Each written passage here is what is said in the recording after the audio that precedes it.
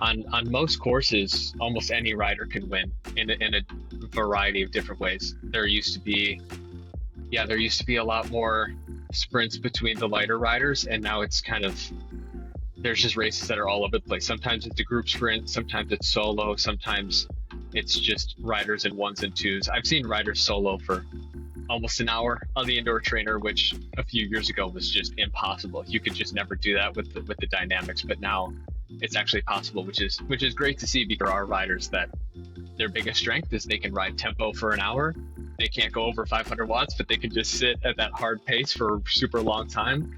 And on some courses, that's just perfect. You're listening to Endurance Unlimited, a TrainingPeaks podcast for athletes and coaches, no matter what you're training for.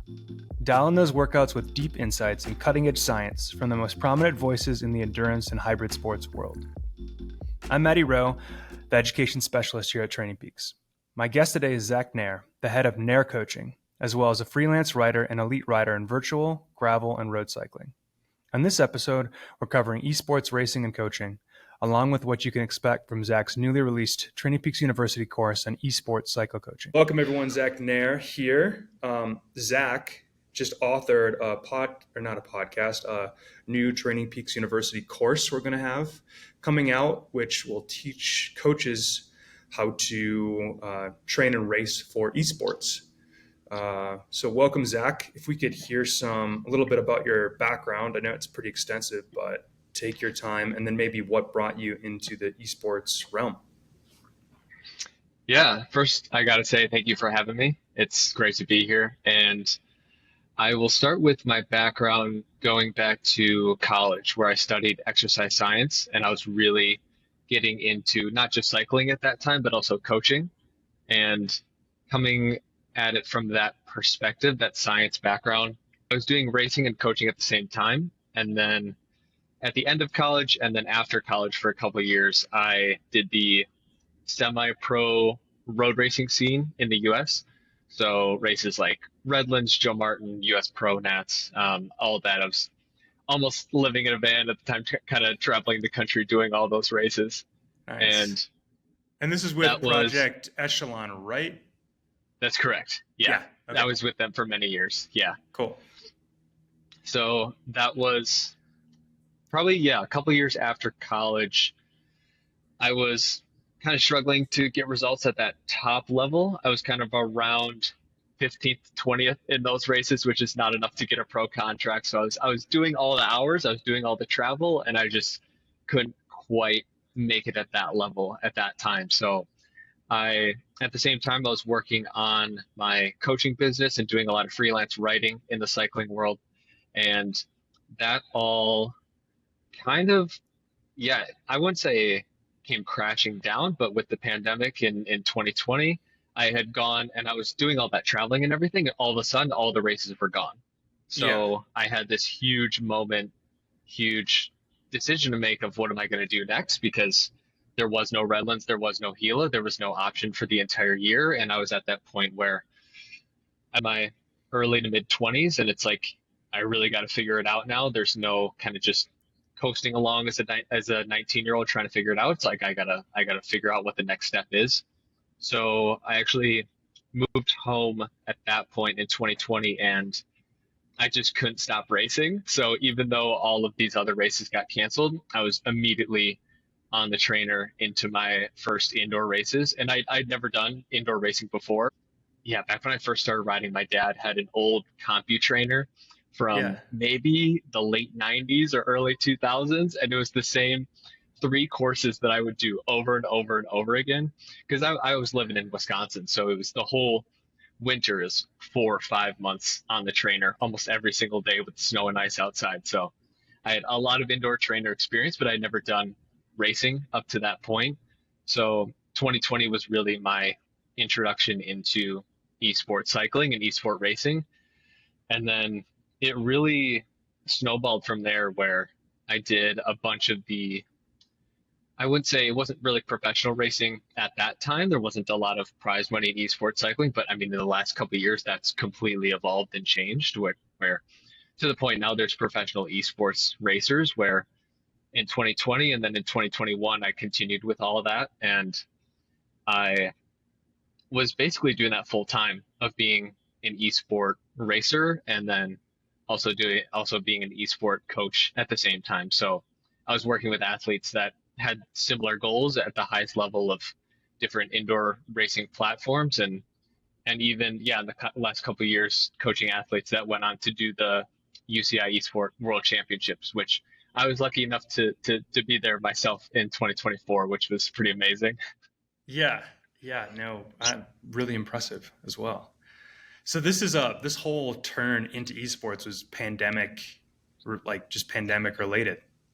You were coping. You wanted to race. There weren't races, but there were online races. So there you are. That's 100% true. It was one of those things where I'm I wouldn't say I regret it because everything I had done has gotten me to where I am now, but at the same time, I'm really surprised I didn't get into it earlier because I had so many months and so many years spent on the indoor trainer in my basement at school or in my dad's basement or just on the road on an indoor trainer somewhere in Arizona or New Mexico. And for all that time, I was just staring at my head unit, doing 60, 90-minute rides. They were horrible to do 90 minutes of zone two, just staring at a head unit with just a dumb trainer. And looking Yeah, back, I'm like, I should have tried they were all the platforms.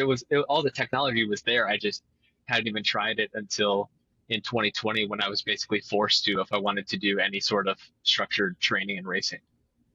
yeah, yeah. So with your coaching business, you had begun coaching before the pandemic, had carried it on through, and then like now, would you say most of your clients are indoor racers, or is there still a mix? There's definitely still a big mix. I would say most of my athletes that I work with currently actually do both with indoor racing and outdoor racing.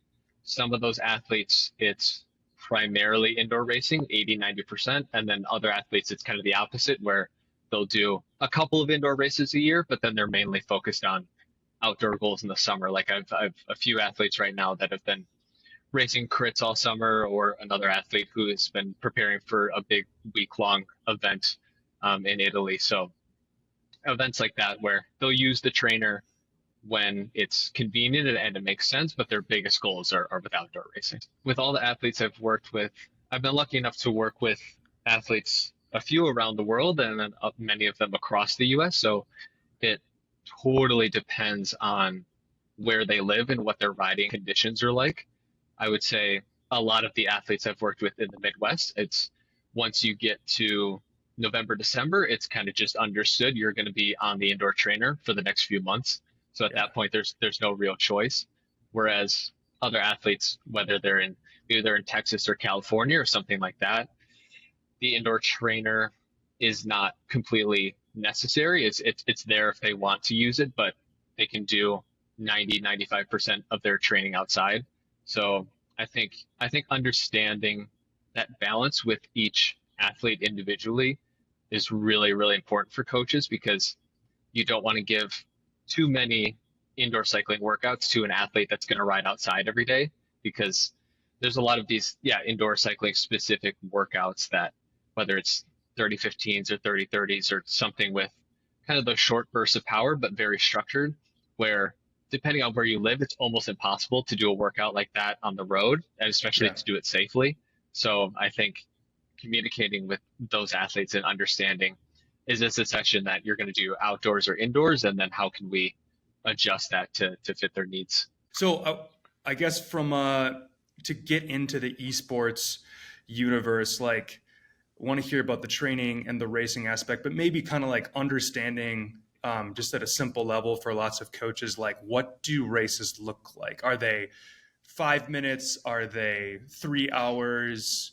Yeah, what's the basic landscape there? Yeah, there's definitely a pretty wide variety of racing, but I would say the majority of races are going to be between 15 minutes and an hour.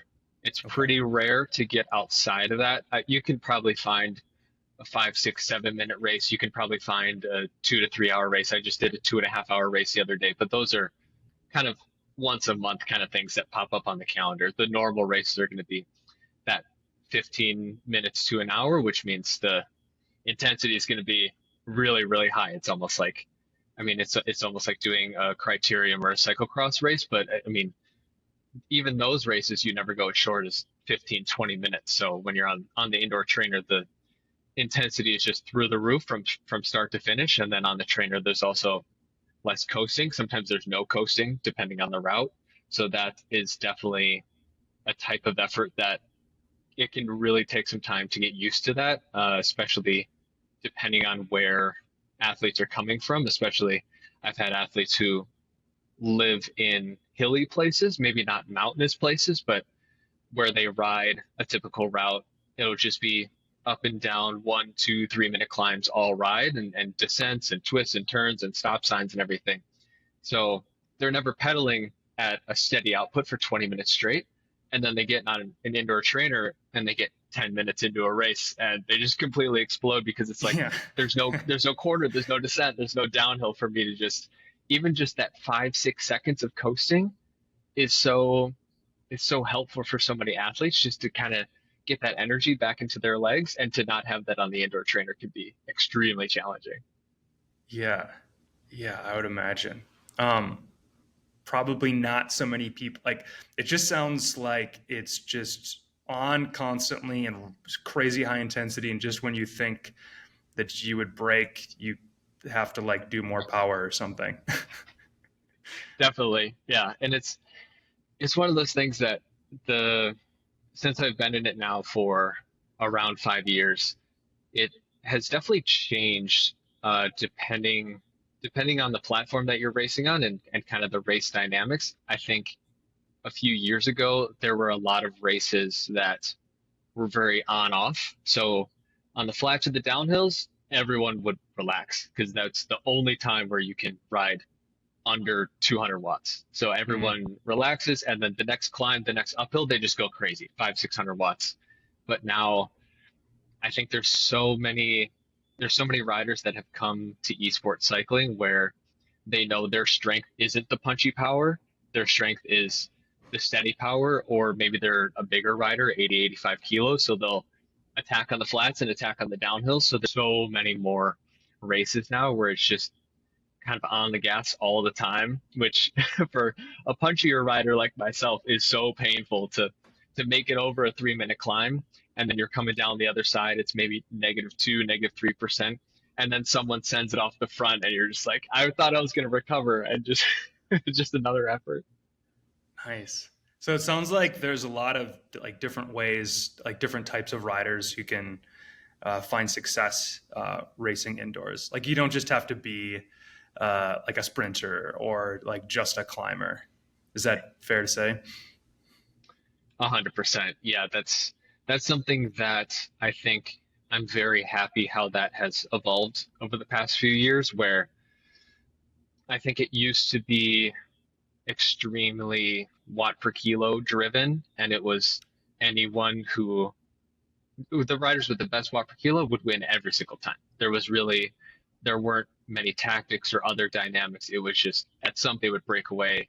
Anyone else, it didn't matter what the raw power was, just couldn't close the gap. Whereas now, I think that's changed a lot. Where on most courses, almost any rider can win in a variety of different ways. There used to be a lot more sprints between the lighter riders, and now it's kind of there's just races that are all over the place. Sometimes it's a group sprint, sometimes it's solo, sometimes it's just riders in ones and twos. I've seen riders solo for almost an hour on the indoor trainer, which a few years ago was just impossible. You could just never do that with the dynamics, but now it's actually possible, which is great to see, because there are riders that their biggest strength is they can ride tempo for an hour. They can't go over 500 watts, but they can just sit at that hard pace for a super long time. And on some courses, that's just perfect. So there's something for everyone. That's a really great development. A lot of times when the sport gets more, when people start figuring out the demands and like what sort of phenotype really has an advantage, that's, just sort of like a lot of riders get pushed out. But that's really neat. Worth noting for all the coaches out there. So from a training perspective, I would imagine a big question coaches would have is like, what from a coaching perspective, like the workouts you give your athletes. So like, how does your coaching process change? Do you have a different needs analysis? What are you thinking about when you're trying to help somebody succeed in e-racing as opposed to like racing outdoors? And, if they're not different, they're not different, but I'd love to hear your perspective there. Yeah, I think it really comes back to adjusting the training to meet the goals. So with indoor racing, pretty much everyone is going to go to shorter and higher intensity efforts.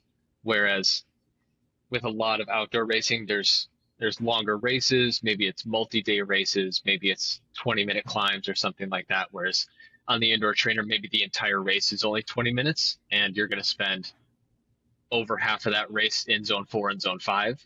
So getting used to those efforts in training is something that I find really important, and to give that experience to athletes where you don't want to push them too hard in training, because for most athletes, and myself included, it's impossible to get to that exact race level of intensity in training. Just doing an effort on my own, I'm never going to hit the exact numbers that I could hit in a race when it's 200 meters to go and I'm chasing the front group. I can just always dig a little bit deeper. But I think getting into those zones that you're going to hit in those races is super important. So for myself and a lot of my athletes, it's hitting that zone 4, zone 5, and zone 6, and a lot of over-under efforts. So 30-30s, 40-20s, those kinds of efforts. Not doing that all the time, every single week. I think it's really easy to overdo it when you go that high with the intensity, but really looking at maybe 1 or 2 key sessions a week to really target that race level intensity. Because if you never quite reach that level in training, if you're always training around, maybe your intervals are zone 3, zone 4, maybe you're used to FTP work, so 4 by 8 minutes FTP or 2 by 15 tempo or something like that. When you get into these indoor races, the intensity is just so much higher. Maybe you can do 1 or 2 efforts, but the best riders can just do those efforts over and over and over again in zone 5, zone 6, and they can recover at a high power output and just keep going, which is, it's amazing. Because when I first started in it, I I thought everyone was cheating because their numbers were so high and they're so fast, and I thought I was strong. I thought I was good, but I was getting dropped in the first 5-10K of every single race, and it took me probably a year or two to figure it out, to even just be there at the highest level, just to follow the top 10, 20 fastest riders. But it takes some time, but it's a big transition for a lot of athletes. So small tangent, I guess, now that you're sort of talking about getting dropped almost instantaneously and that being a year or two process, for a coach talking to an athlete, like what does a normal race look like? Like you book a race somewhere, you get on your trainer, like do you do a warm up? Like what's going on here? Yes, definitely. Warm-ups are extremely important for indoor races. I think they're also a little tricky because at the same time, I found that they're very individual, where I've had some athletes that their ideal warm-up is 10 to 15 minutes zone 1 with a couple 10-second efforts in zone 6, and that's it. And then myself and a few other athletes, anything under 30 minutes for a warm-up just isn't enough. It's just not enough time to get everything moving and to actually feel good. So something like 30 to up to 45 minutes of a structured warm-up is something that works really well for me, and some athletes have found that too. So I think it's really important to find what works for the athlete, and that can take some time. But the more racing you do, you should get a pretty good idea very quickly, where if you jump on the bike 10 minutes before the race and you have 4 bad races in a row, it's probably a sign that you should change something, try something new. And the warm up is definitely a very important piece. I would say the fueling, I think a lot of riders and coaches underrate that because the races are so short. I mean, it's easy to say a 20-30 minute effort, you're not going to burn through everything, so you wouldn't need to take anything in. But I think, especially in my experience with my athletes, taking in carbohydrates and taking in fuel during those races, even if it's under 30 minutes, I think it's still beneficial. Do you have athletes basically choking on themselves because they're pedaling so hard, but they're still finding a second to try to choke down a gel during a 20 or 30-minute race? I would say gels are pretty rare. I would say the majority of esport athletes probably don't have a gel during a race, just a lot of liquid carbs. So in the Okay. bottle, that's my favorite way because it's same thing as having a sip of water during a race. You just can have a sip and you have 20 grams of carbs or something like that. You can have caffeine in the bottle. I make a homemade mix. Other athletes, they have very specific, if it's sports nutrition or a very specific product or anything like that, whatever works for them. It's something that it's either going to do nothing or it's going to help because it's really hard to consume too much during a 30-minute race. Right. Yeah. Yeah. That's super interesting. So carb revolution is coming to esports as well. Would you say it's sort of an evolving thing, or is pretty much everybody you can like every competitor taking down liquid carbs during the race?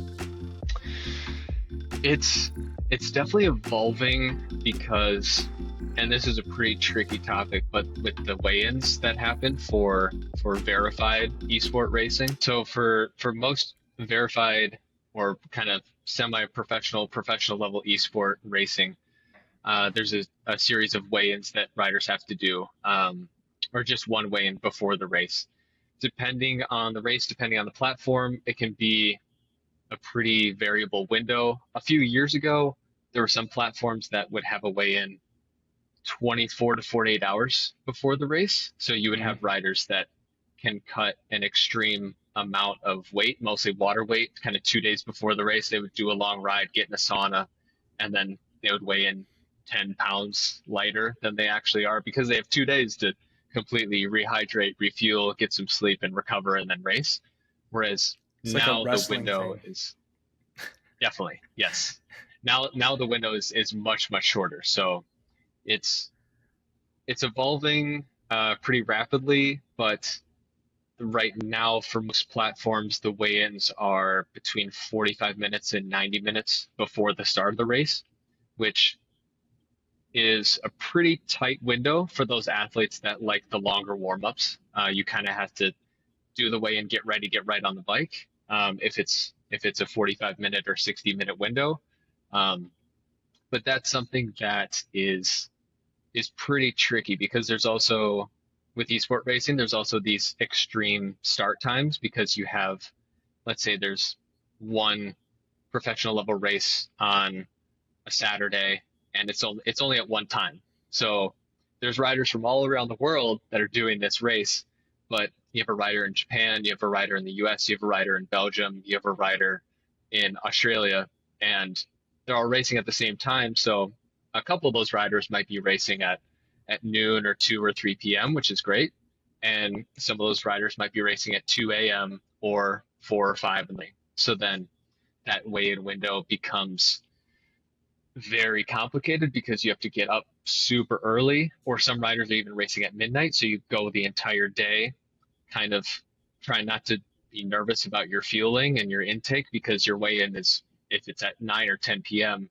and then you're racing at midnight, it's a very, very tricky thing that takes a lot of practice to kind of dial in that routine. And it also completely depends on the time of day that you're racing at because I've done a lot of races at 4 and 5 in the morning. So then that weigh-in you're doing at 2:30, 3 in the morning, which it's Yeah. hard to get up that time just on its own, and then to do a weigh-in and upload all the data and go through that entire process, and then you have to start fueling. So then you're worried about fueling for the race. You're doing your structured warm-up, and there's no time for breakfast unless you're getting up at midnight, which most people are not doing that for a 4 a.m. race. They're just waking up and having liquid carbs during the warm-up and having Yeah. liquid carbs during the race, and that is usually enough.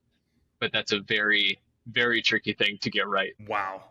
Uh, yeah. While you were talking about that, my mind was just going about all the different times, like how stressful that would be. But that's the professional level. Would you say for like for esports in general, like how do you get into professional race? You start out, you're probably not going to be put in that field. Like, how does the selection process look like? Are there categories like on the road, for example? Yeah, I would say most riders who start with esports cycling, most platforms would have kind of an automatic categorization system based on either the FTP that you put into the app or a series of power testing. If you're doing verified racing, you would probably do some power testing where they could verify your actual power testing numbers and they would categorize you based on that. For for most riders, it's just going to be based on the FTP that is in the app. And then as you do rides and training and racing, it might update your FTP based on that. So then you'll automatically get categorized that way. So most indoor racing has very solid categorization systems. A few years ago, they were pretty all over the place where you would have these these names and it's like, oh, I recognize that guy. He's a professional mountain biker and he's racing Cat 4. It's like you Yeah, just destroy the field. just But sandbagging people.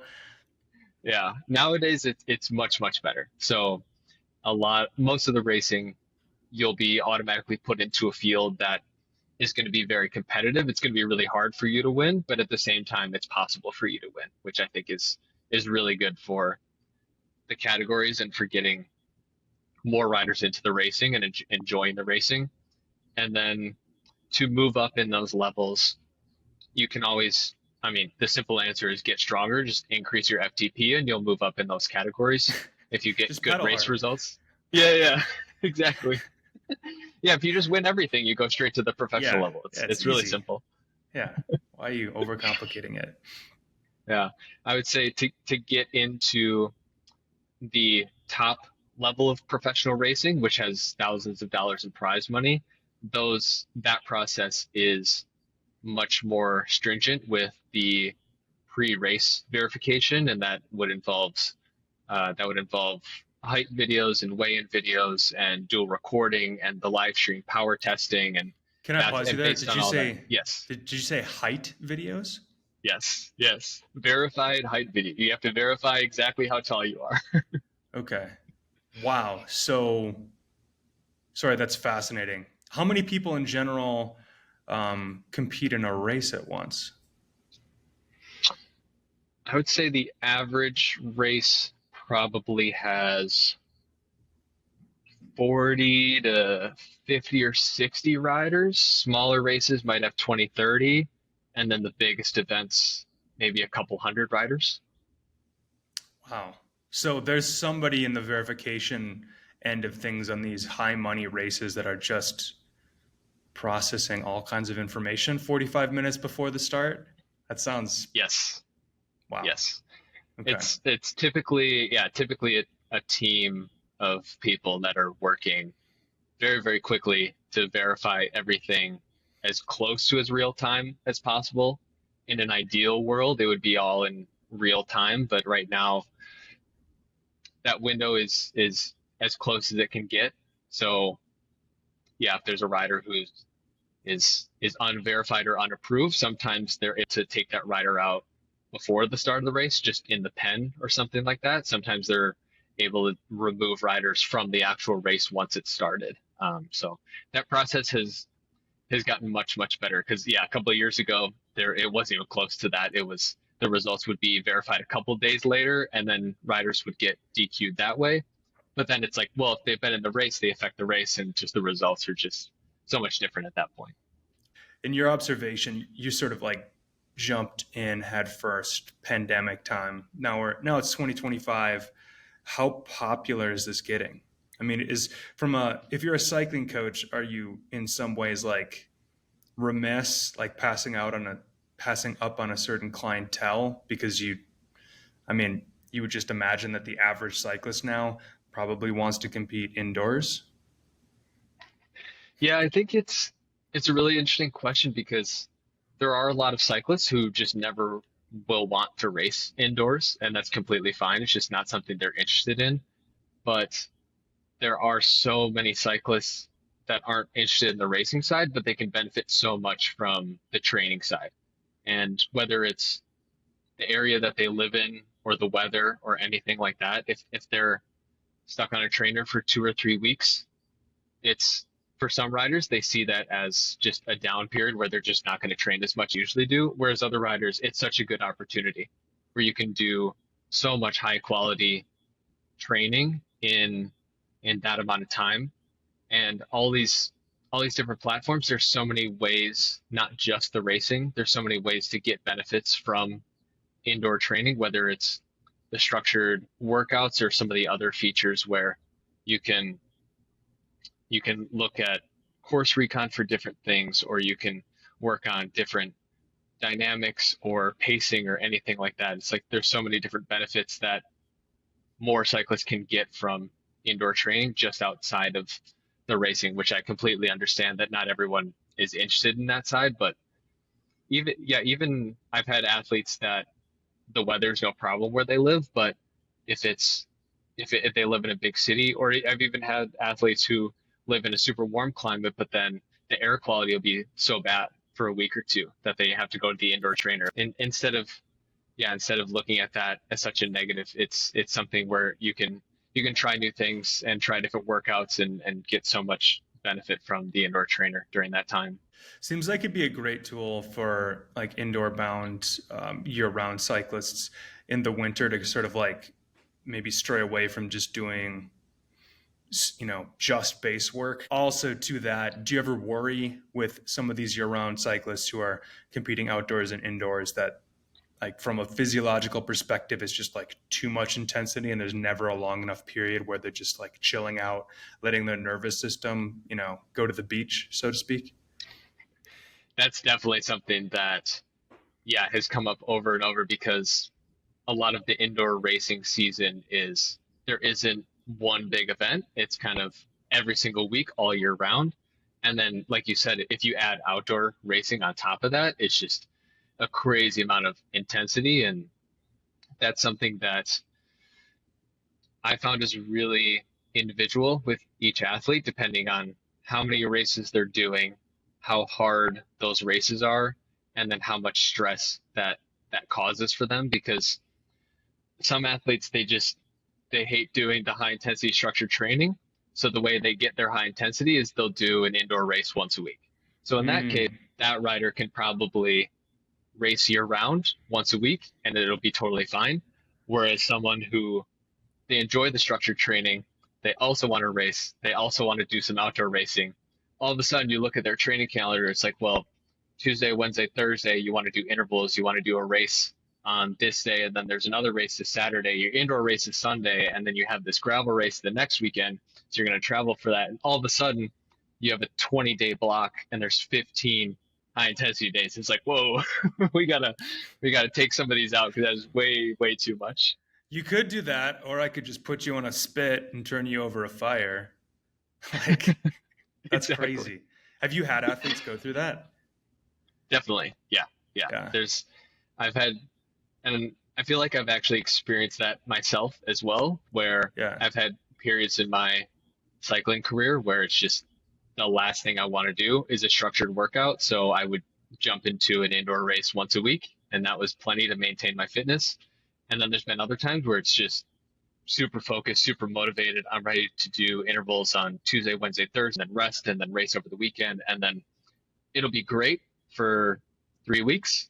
And then all of a sudden I have a month where it's like, I can't complete this workout, didn't hit my numbers from last time, got up an hour later than I wanted to, like 4 days in a row. I'm just overly fatigued. And it feels good for a short amount of time because you can see that improvement. You can feel yourself getting stronger. And then all of a sudden, if you're overdoing it, it's either going to plateau or you're actually going to come down. And then you really have to reset from there, which is not the best place to be. But as long as you catch it early, you can reset it pretty quick. We've been touching on the physiological demands, but in just what you said there, seems like from a coaching perspective, you also have to pay a lot of attention to the psychological load an athlete might be going through. Because it seems like they might be really geared up, but you almost have to try to like tease out of them ahead of time when you're starting to notice their mood like go downhill. And I can see how there's like a lot of factors just besides like just the pure workouts themselves that might contribute. Like for example, if they had a reasonable workload, let's say like 5 workouts a week, but it was at a normal time, like within their normal circadian rhythm, versus like, hey, they're a professional rider and they're going to get up at 1. I mean, if you want to drive somebody insane, like you just like ruin their sleep, right? Yeah, that's something that I found it's very, yeah, it's very individual with athletes because some athletes can adjust their routine and they can kind of get used to it. And then there's other athletes where if they don't get to do the workout at the time that they need to, they just won't even do it. They just won't even ride that day. I've had plenty of athletes like that where it needs to fit into the schedule. Otherwise, I'm not going to do it because, I mean, very rarely is that going to be physical. Most of the time, that's just going to be mental. It's just, I've had a lot of athletes where the high intensity days, they need to do it in the morning because they have very busy work family life. So then if they get to 6 p.m. at the end of the day on a Tuesday and they've just been running around for 12 hours straight, there's no way they're going to do 4x4 minute VO2 max on an indoor trainer. There's just no way. They're already tired. They would get 2 minutes into the first interval and they're like, I'm done. I can't do this. Yeah, I'm going to shut this one down, coach. So do you often like schedule breaks when you're coaching these athletes? Like you might let them, very similar to outdoor, where they might have sort of a peak period. Uh, there's a qualification process for worlds, right? Like I'd imagine for athletes gunning for that, you would try to peak them, but then after you'd probably give them a break, or is it different? Yeah, that's something that it's still really evolving because it really depends on what the athlete's goal is. There's very, very few indoor athletes that are training for a singular goal, like an athlete who's training just to peak for the world championships.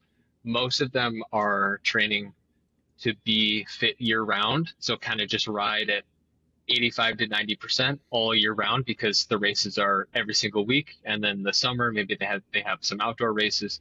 There's there's very little time to kind of take off unless you just skip racing for a month, which a lot of indoor athletes don't like to do. But it's still very, very important. So I think with indoor athletes, I haven't seen a lot of them do kind of the traditional off season of maybe 2 to 3 weeks completely off the bike because their mental and physical load, it can definitely get towards overtraining, but it's just not the same as if you're training 20, 25 hour a week and traveling for road racing and all these other things. Most of these athletes are kind of between 10 and 12 hours a week, maybe 15 hours a week at the most, so that even though the intensity is high, the overall load isn't super high. And then with indoor racing, there's no traveling either. So there's not that level of added stress on top of that. So a lot of athletes and myself, I found a lot of success with kind of these shorter breaks, maybe 3 or 4 days off, maybe it's once every other month, something like that. I think most athletes that usually fits in pretty well to kind of a normal vacation. Maybe it's a holiday, maybe there's something else going on where they're traveling for an event. It's just easier to just not bring a bike, just have 3 days off, and that's great. And you can kind of just come back from that and have that extra layer of freshness. Whereas most athletes don't really feel the need to have 2 weeks completely off. I think at that point, it'd definitely be too much overtraining to get to that point. But to come back to Worlds, yeah, that's coming up in mid-November this year. So then the qualifier, just to make it to the World Championships, the qualifier race is October 3rd. So So that's the a big riders have day. to, That's a big day in the esports yeah, world. Yeah. it definitely, yeah, because everyone in the top 20 men, top 20 women are the ones that are gonna go to Abu Dhabi to compete for the World Championships. So it's it's a tricky one because you don't want to completely peak on October 3rd, because Yeah. then it's going to be almost impossible to peak 6 weeks later. But then at the same time, you don't want to undercook it too much where if you don't make the top 20, you can't even compete at Worlds. So you really have to be strong and fit and ready to go for that race, but you don't want to be on top form quite yet, especially if you're aiming for the podium at Worlds. It sounds a lot like some of the demands that like track stars have to deal with. Like you've got to be like it's very short efforts, but you have to be flying because it's just the competition's so intense. But you also like you can see it like people who like peak and maybe they kind of do well in the first couple of days, but then they get more toward the finals. They might compete for the finals in their favor, but then they fade, and you can just tell like they missed their peak a little bit. So it seems like quite the dance. Definitely. I've definitely seen it across almost all cycling disciplines. I think watching Grand Tours, it's always funny to see those guys that peak in the first 3 days and then you don't see them again for the next 2.5 weeks. Yeah, Like they just peak yeah, right there and then that was it. That was it for them. And then I think it's I've thought about it a lot over the years. The riders that race in the World Tour, but then they race cyclocross in the winter, which that I think is pretty similar to this esport racing where they're kind of do they're kind of doing one day of super high race intensity like once a week in the winter, and then they're kind of going right into road season. Sometimes these guys have breaks, sometimes they don't. Sometimes it goes really well, sometimes they have a great cross season, terrible road season. So that balance is it's very different with the riders that some of them can race 12 months straight and some of them need 2 months completely off. And that is something that I don't think there's a super obvious answer with that. I think it mostly depends on the athlete and what works best for them. that's funny. It's like one theme I'm pulling out from your responses is like a really old idea, which is you have to coach the athlete in front of you, and it's it's sort of a individual answer that you have to like. There's not just like blanket advice that's just going to work for every athlete. That's good to know. It's Yeah. good to know that even in the virtual world, not everything is like turned on its head. That's still important. Yeah, I think another example of that is I've had athletes where I can give them a workout, a hard VO2 max workout, and if it's really hard, maybe let's say it's 4x4 minute VO2 max, they'll get to the second interval, it's super hard, they're just not feeling amazing, and they'll just stop and they'll say, that was too hard, I never want to do that workout again. And then I'll have other athletes that do the same workout, they'll fail at the same point, but they'll come to me and they'll say, that was awesome, I think I can do it, I want to try it again next week. So there's these Wow. two completely different athletes, same workout, same intensity, where mentally there's just this thing where I never want to do that again. It was too hard. And then another athlete, it's like, that was too hard. I want to try it again. I want to get better. I want to try it again. Give me something harder. Give me something different or something like that. And it's just, I think that's such a great example of how yeah, like you said, these athletes are completely different. That's why the communication is so important because if you only saw the file on TrainingPeaks, you would just see them fail at the same point, and both athletes, the Hmm. response as a coach could be the same. Yeah. But as soon as you communicate with them, you're like, well, it's completely different. I need to approach this in a very different way. And there's another theme. Just seeing the data alone only tells you part of the story, not all of it. Do you think do you think that can be taught? So the like do you think have you ever had an athlete who initially was kind of shrank from the intensity and said that's too much, but then eventually came around? Or do you think this is more of I don't know, nerd or nature? Really good question because I think it really depends on their goals and how they've responded to me pushing them in the past. Whereas if I've tried to push them in the past and they don't change, they still don't want to do it, they still say no, they don't want to go any further, I would probably stick with that approach. I would stop pushing them as much and just whatever they say, I have to trust them and just go with that.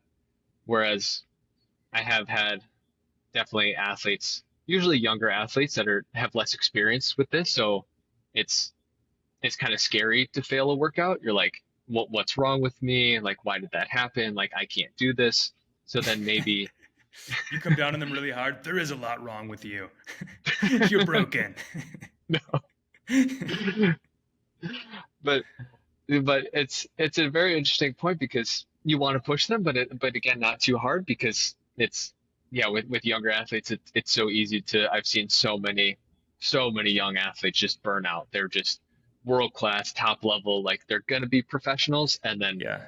2 years later they never touch a bike anymore because they're just so burnt out. So I think that that balance there is really really important. But I think noticing at the times that I have pushed them to try something new or to try something again or try something outside of their comfort zone, to really pay attention to how they respond to that, and then if it goes well, just keep riding that wave and maybe not push them every single time on every single workout, but just finding those moments where it does make sense and seeing if it can get better from there. Because especially yeah, with these younger, less experienced athletes, they don't really know their limits until they push past them.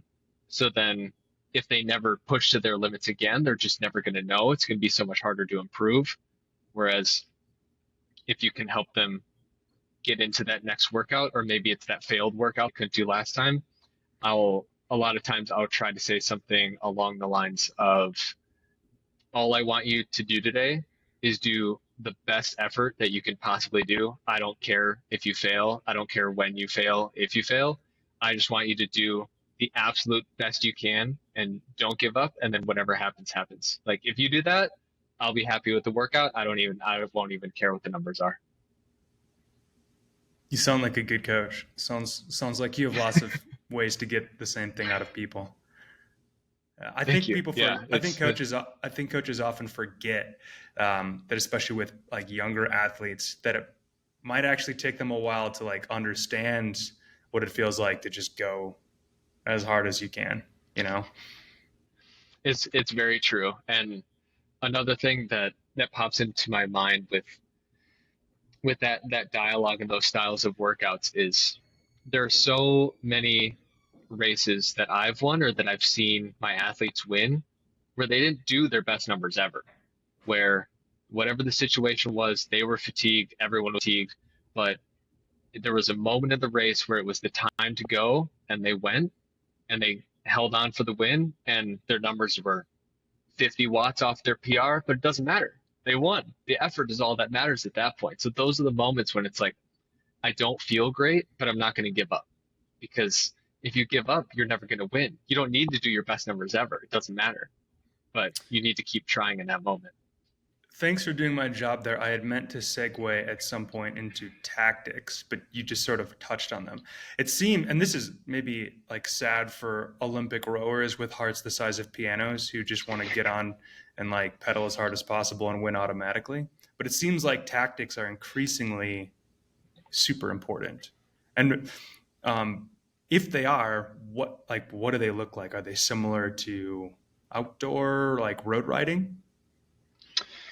The tactics are evolving pretty quickly, where I've noticed, I wouldn't say it's very similar to road riding. I would say on most platforms, on most routes, and especially when the races are so short, there's kind of this thing where if you get dropped, there's a 99.999% chance you will not make it back. So there's less So it's like pacing. gravel. It's definitely similar to that where it's like there's a lot of times where you have to go over your limit, say with the front group. There you can try to pace yourself, but if you don't make it, no matter how strong you are, you're not going to make it back. And there's a lot of times where riders just you have to make that 10 or 12-second sprint effort to stay with the group. And if you don't, your race is over because with the dynamics or whatever it is, the group just rolls too fast and you just can't make it back. So there are a lot of moments where, yeah, mentally, not just physically, you have to push through that point of not giving up. If you're all the way last wheel in the group and it starts to stretch out, you just have to make it, because if you don't, your race is over. So it's what I'm hearing is the physics engine of these races is similar to outdoor in that if the elastic is stretching and you're the last person at the back, the last thing you want to do is to lose that draft. So Definitely. It's over if you lose it. Definitely. Yeah. Yeah. And I think expanding on the other tactics, I think it really depends on the platform and the dynamics to kind of figure out how to save energy in a group and how to attack, how to use your momentum, because all the platforms are very different when it comes to that. So I think it's a lot more apparent when you look at the results in the professional level races across platforms. It's just completely different riders, because it's a different power profile, different skill set, different tactics, where what works over here doesn't work over there. So you really have to learn all those differences to really get the most out of that racing. You can't just, literally, no matter how strong you are, you can't just jump on the front and just smash it until there's no one left. You really have to use the dynamics to your advantage if you want to win these races. Otherwise, everyone will just sprint around you at the end, which I've seen happen so many times. That's great. I'm happy that's the reality. Yeah, that's so much better than just somebody cranking out, a certain amount of watts and then just automatically winning. That's great. Definitely. Yeah, that was how it was in the early years of these platforms. I remember those races where it was just, you look at the top 10 at the end, it's just highest power here, second highest power here, third highest power here. It's just all the way down the leaderboard. It's just, that was it. It was just a time trial. The drafting was just made up the whole time. Sounds like some people's dream, but most people's nightmare. Definitely. So coach wants to get into this world. Step one, they check out the new course that you just built. And then what's step two? Step two, I would say, get onto the platforms and start riding, start doing some workouts, jump into some races. Doesn't matter what level you are. Doesn't matter at all. Doesn't matter if you do a 20-minute workout or a 3-hour workout. Just get on there and see what it's all about, because to have that perspective to coach people on esport, you just need to be able to understand what they're talking about. If they talk about this platform and how the erg mode is different than this platform, you need to be able to understand that. If they talk about this route, this climb, these dynamics are totally different from this one, to be able to understand that is so important. And then once you get into those races, workouts, and everything, you're just going to learn so much through that process, and you'll probably come up with a lot of questions too. And that's when you start doing your research. It's like, why does this work over here, but it doesn't work over here?